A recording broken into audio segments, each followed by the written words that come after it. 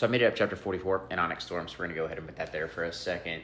Violet and Ridoc can communicate with these dragons, but they're not bonded to them at all. These dragons are actually not bonded to any humans. They're having to use sign language, right, to talk amongst each other, and that way the dragons cannot communicate with them. Things are not going very well, right, because these dragons have put the humans to a test, right? They brought these wards up years ago in hopes of the humans would be at peace, right, and live inside of these wards and not cause any sort of chaos and not have to go into another war with the Venom. But the humans failed. They failed the test, right? Violet has failed the test with Andarna, and she already has so much guilt for drawing power from Andarna, from using her as an adolescent. And these dragons just reinforce that guilt.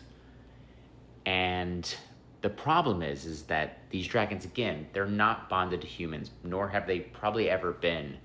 So they don't understand the bond that Andarna and Violet have, that Andarna would do anything to protect Violet, that Violet would do anything to protect Andarna, and that there's been no decision on either one of them that they regret, right? Every decision that Andarna has made, she made willingly, right? Violet didn't use her. She didn't abuse the power.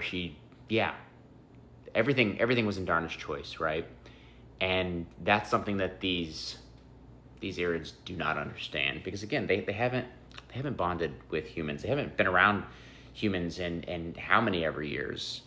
But you do have two of the Irids that I believe are on the fence about whether or not to help them to bring Andarna back, for Andarna to meet her family. She's heartbroken right now that they are abandoning her. And Xaden shows up, and the red is in his eyes. And that's when the two Irids that are left just vanish, because they're not going to help his kind.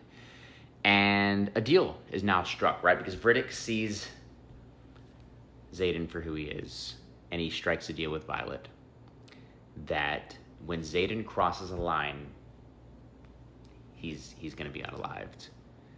And she's obviously, this has to be done.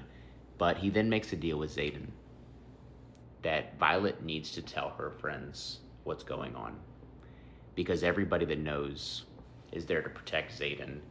And when they find out that Xaden is Venom, they're going to come after Violet, and she needs her friends there.